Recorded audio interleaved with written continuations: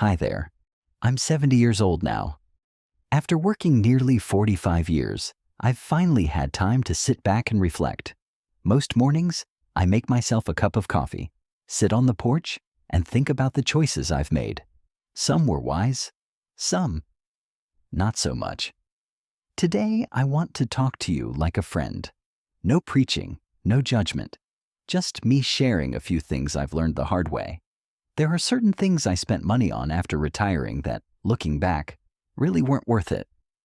I thought they'd make life easier or happier, but they didn't. I'm sharing this because I wish someone had told me these things earlier. Maybe you're retired too, or maybe it's right around the corner. Either way, if I can help you avoid just one regret, then this conversation will be worth it. So let's talk honestly from one person to another. About 8 things that turned out to be a complete waste of money after retirement. 1. Extended warranties. Why I stopped buying them. I used to be the kind of person who said yes to every extended warranty. You name it. Coffee maker, microwave, TV, cell phone. I paid for the extra coverage. The pitch always sounded so convincing. They'd say something like, "For just $49 more, you get 3 years of peace of mind." And who doesn't want peace of mind when they're older? I thought I was protecting myself. But you know what actually happened? I hardly ever used those warranties. Maybe once or twice, something did break down, but by the time it did, the warranty either didn't cover the problem or I had already replaced the item myself. What's worse is that a lot of these companies make you jump through hoops. You've got to call a number, wait on hold, fill out forms, send photos, and then wait some more. And sometimes they'll say, "Sorry, that's considered wear and tear," or "That's not covered under the fine print." I mean, who has time or energy for that at this stage in life? Not me. After a while, I realized I was spending hundreds of dollars a year on protection I didn't actually need. And for what? Most of the things I bought were either inexpensive to begin with or not essential enough to stress over. If my coffee maker dies today, I can get another one next week. No big deal. And the bigger ticket items like a refrigerator or washing machine, well, those usually come with solid manufacturer warranties anyway. If they're going to break, it usually happens early on. Eventually, I started doing something different. Instead of handing over extra money to these warranty companies, I set aside a little emergency fund, just a small savings account I could tap into if something really did go wrong. It gave me more control, more flexibility, and fewer headaches. Now, I'm not saying extended warranties are always a scam. There are a few situations, maybe a hearing aid, maybe a power chair, where it makes sense. But I'd say this, if you're going to buy one, read the fine print and ask yourself, is this worth the stress, the cost, and the hassle later on? For me, most of the time, the answer turned out to be no. In retirement, I've learned that peace of mind doesn't come from a warranty slip. It comes from knowing I'm living simply, wisely, and with enough breathing room to handle what life throws at me. 2. Overspending on grandkids. Love doesn't have a price tag. I love my grandkids more than anything in the world. They light up my life in ways I never expected. And I'll admit, when I first retired, I wanted to give them everything. I was still in that provider mindset. Like now that I had some savings and more time, I could finally spoil them a little. So I did. Birthdays, holidays, back-to-school season, I bought toys, electronics, gift cards, you name it. I wanted to see those big smiles on their faces and feel like the cool grandpa. But as the years went on, I started to notice something. The toys I bought were quickly forgotten. The expensive gadgets gathered dust. And while my grandkids appreciated the gifts, the moments they remembered, really remembered, were the ones we spent together. Like the time I taught my grandson to fish down by the lake, or when I baked cookies with my granddaughter and she spilled flour all over the kitchen. Those memories stuck long after the birthday presents were gone. One day, my daughter sat me down and said gently, "Dad, You don't have to spend money to show them you love them. They just want time with you. That hit me hard because deep down I was trying to fill some emotional gap with stuff. Maybe I felt a little guilty for not being around as much when my own kids were little.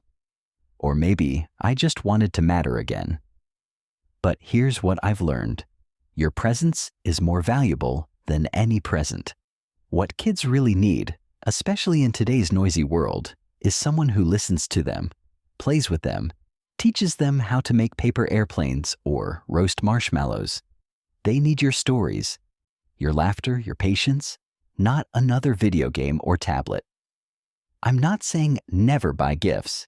It's okay to treat them now and then, of course, but keep it in balance. Don't drain your retirement savings trying to be Santa Claus every month. Because at the end of the day, your grandkids won't remember what you bought. They'll remember how you made them feel. And honestly, I've found that I enjoy our time together so much more now that I'm not distracted by shopping lists or delivery tracking. I show up fully. We talk, we laugh, and I walk away feeling rich, not in money but in connection. 3. Luxury travel. When the dream becomes a drain. After I retired, I told myself, now's the time to see the world. I had worked hard all my life, raised a family, paid the bills, and saved where I could. So I booked a 2-week European cruise with fancy stops in Italy, Spain, and Greece. It cost me nearly $8,000. I thought I was finally living the dream. But let me tell you what really happened. By the 3rd day, I was exhausted. There were tours every morning, long walks through cobblestone streets, crowded buses, and complicated schedules. My knees ached, the hotel beds weren't comfortable, and half the time I couldn't even enjoy the food because my stomach was off. I realized I had paid a small fortune to feel rushed, overwhelmed, and far from home. Don't get me wrong, I'm glad I went. But I also realized something important. Just because something is luxurious doesn't mean it's worth it, especially not in retirement. Our bodies change, our energy levels change. What used to be exciting at 40 can feel like a burden at 70. I started to ask myself, am I doing this because I truly want to? Or because I feel like I'm supposed to cross this off some bucket list? After that trip, I took a different approach. I started exploring places closer to home. I found a little cabin just 2 hours away where I could sit by the fire, read, and hear the wind in the trees. It didn't cost much, but I came back feeling rested and full of life. I even started visiting my old friends more often, having slow breakfasts and long talks. That, to me, felt like real travel. Travel that feeds the soul, not just the Instagram feed. There's nothing wrong with taking a big trip, but don't feel pressured to do it just because everyone else is. Spend your time and money in ways that match your current life, not the one you had 30 years ago. Travel can still be wonderful, but it should be on your terms, not rushed, not painful, and definitely not something that drains your savings and your strength. You've earned peace, not pressure. That's the kind of retirement you deserve. 4. Buying the latest tech. Keeping up at the cost of peace. There was a time not too long ago when I felt like I had to keep up with every new gadget that came out. A new smartphone would launch and I'd think, maybe I need that. Maybe I'm falling behind. I didn't want to be the old guy who didn't understand technology, who couldn't FaceTime his grandkids or order groceries online. So I bought the newest phone, then a new tablet, then a smart speaker. And for a while, it felt nice, like I was part of the modern world. But after a few months, I started noticing something. Most of the features on those new devices, I didn't even use them. Half the apps just sat there. I still called people the same way. I still read the news the old-fashioned way, through trusted websites or even a printed paper now and then. But I had spent hundreds, sometimes thousands of dollars upgrading tech that didn't actually improve my life. It just made things feel more complicated. More passwords, more updates, more chargers to keep track of. I realized that I was buying out of a kind of quiet fear, the fear of becoming irrelevant. I didn't want to be the grandparent who couldn't figure out how to unmute on a Zoom call, but I also didn't want to let fear drive my spending. So I stopped and asked myself a simple question. What do I actually use every day? The answer was clear. My older phone worked just fine. My laptop got the job done. I didn't need anything flashy or new. I just needed things that worked. That shift in mindset brought me peace. I started focusing less on what I didn't have and more on what was already working well for me. And you know what else happened? My stress went down, fewer updates to install, fewer cords all over the place, and I felt more in control of my space and my time. These days, I take the wait and see approach. If a piece of technology truly solves a problem I'm having, I'll consider it. But I no longer chase the next big thing. I've found that simplicity is a gift in retirement. And the truth is, our value doesn't come from having the latest tech. It comes from who we are, how we live, and how we connect with the people we care about. 5. Subscription overload, the quiet drain on your wallet. A few years into retirement, I noticed something strange. My checking account kept shrinking, even though I wasn't spending big. No trips, no major purchases. I started going through my bank statements, line by line. That's when I realized I was being slowly bled by subscriptions. $10 here, $15 there. A few for streaming services I rarely watched. An online newspaper I never read. A meditation app I'd downloaded but forgot about. Altogether, I was losing close to $100 a month. It crept up on me. Each time I signed up, it felt small. Just a few bucks, right? But those small fees added up quickly, and because they were automatic, I didn't even think about them. That's the danger of subscriptions. They're quiet, easy to forget, and designed to stay in the background. Before you know it, you're paying for a half dozen things you never use. So I sat down one weekend with a cup of tea, a pen, and some paper. I wrote out every subscription I had. Then I asked myself honestly, do I use this? Does this add real value to my life? If the answer was no, I canceled it. And let me tell you, it felt freeing. Not just financially, but mentally. My inbox got quieter. My credit card bills got shorter. My sense of control came back. Now I only keep the subscriptions I actually enjoy. One streaming service, one newspaper. That's it. If I want to try something new, I give it a trial period, and I set a reminder to cancel it before the billing date. It's a small habit, but it makes a big difference. The truth is, retirement isn't just about protecting your time. It's also about protecting your resources. You worked hard for every dollar you have. Don't let it leak away unnoticed. A subscription detox, once a year, is one of the smartest things you can do.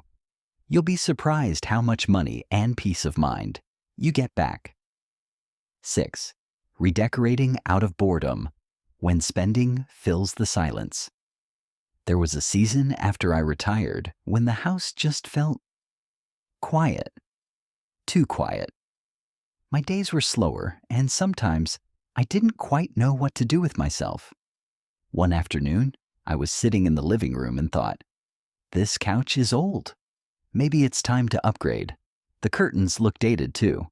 And that coffee table? I've had it since the 90s. So I started shopping. At first, it was exciting.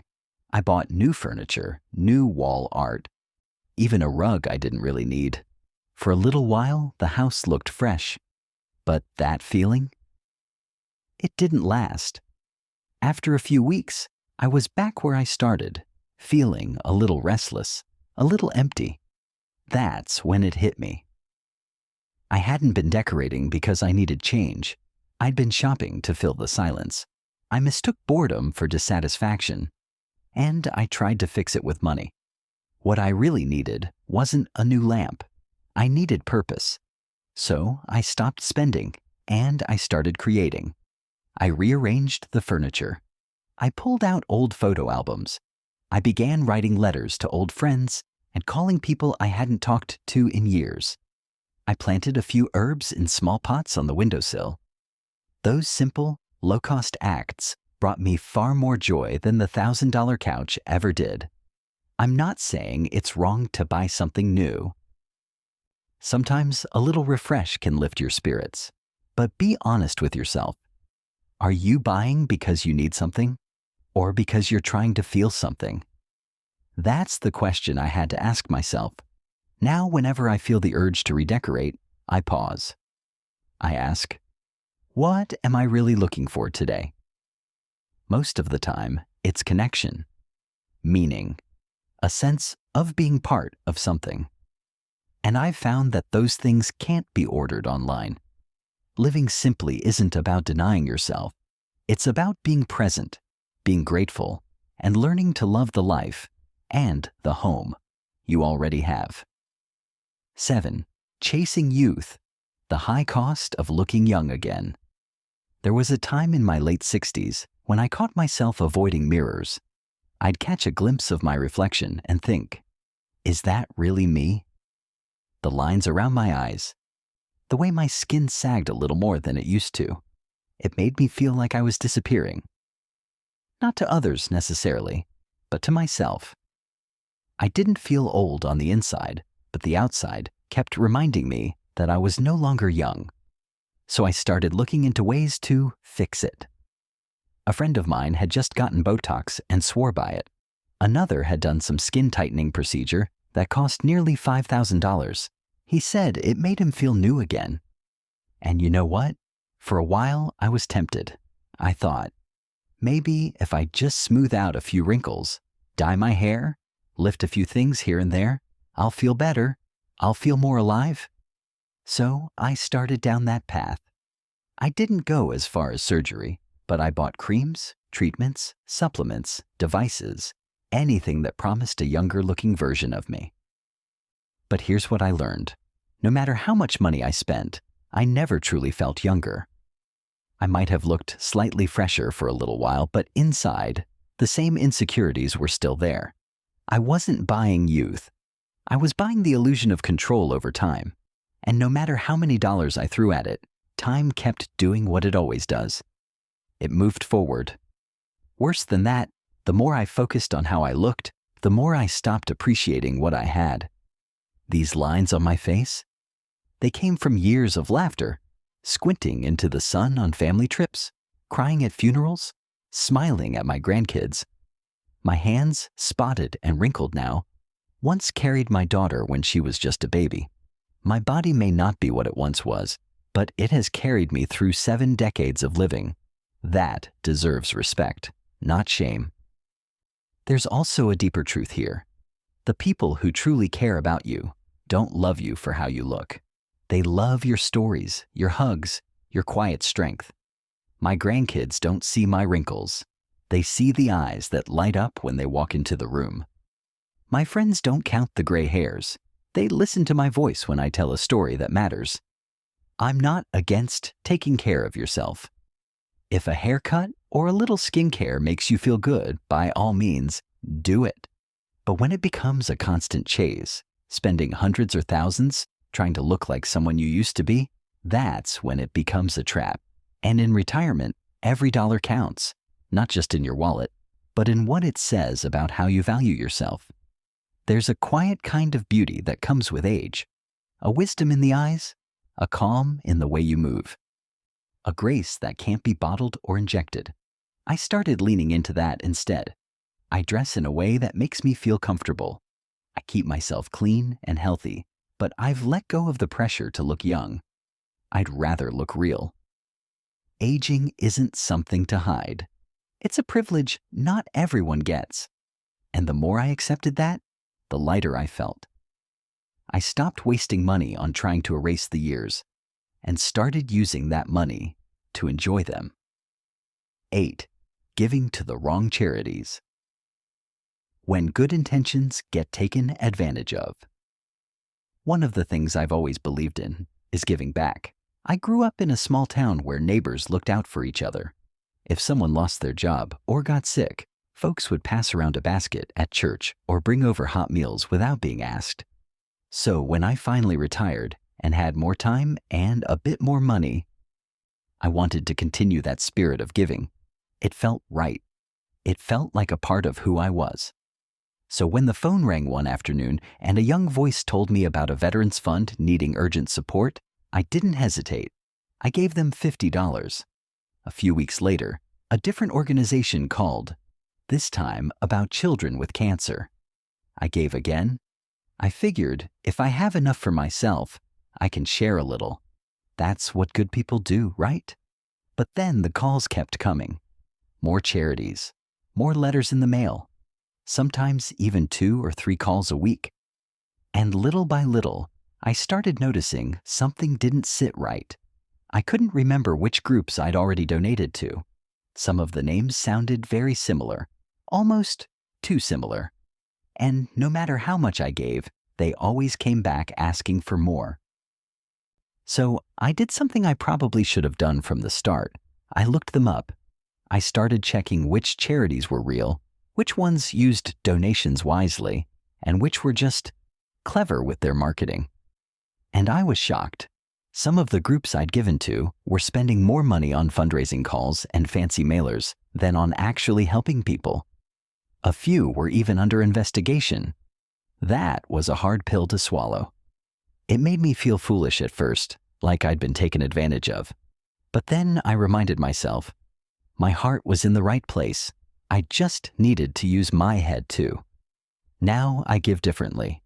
I pick 1 or 2 organizations that I believe in deeply, groups I've researched that have a clear mission and financial transparency. I look for local causes when I can, like the food pantry down the road or the shelter that helps seniors in my own town. When I give now, I know exactly where the money is going. I don't feel guilted into it. I feel good about it. And you know what else I do? I say no, politely but firmly.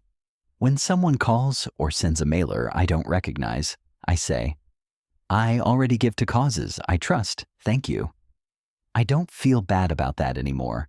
I've learned that generosity is not about saying yes to everyone. It's about giving with intention, with wisdom. We retirees are a generous group.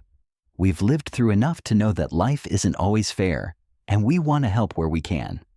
But we've also earned the right to protect what we have, because every dollar you give should make you feel proud, not pressured. So if you've been giving out of guilt or without checking first, take a step back. You're not alone. I've been there. It's never too late to be more thoughtful with your kindness. That's not less generous. It's more powerful. Wisdom, not regret. So there you have it. 8 things I've learned, sometimes the hard way, that just aren't worth your money after retirement. I didn't share these to judge or shame anyone. Truth is, I made most of these mistakes myself. I bought the warranties. I chased the newest phone. I tried to stay young. I gave to whoever asked. Why? Because I was still figuring out what this new chapter of life is supposed to look like. Retirement isn't just about having more free time. It's about learning how to live with more purpose. And sometimes that means unlearning habits we carried for decades. When you've spent most of your life working, saving, providing, it's easy to think that spending is how we stay relevant, connected, or generous. But I've come to believe that the richest kind of living doesn't come from what we buy. It comes from what we notice, what we value, and how we show up for the people we love. We don't need to impress anyone. We don't need to fill the silence with shopping or soothe our fears with stuff. What I needed, was to slow down, get honest with myself, and learn to appreciate what I already have: my health, my memories, my time, my people. If anything in this video sounded familiar to you, I want you to know you're not alone. Most of us have done at least one of these things, maybe all of them.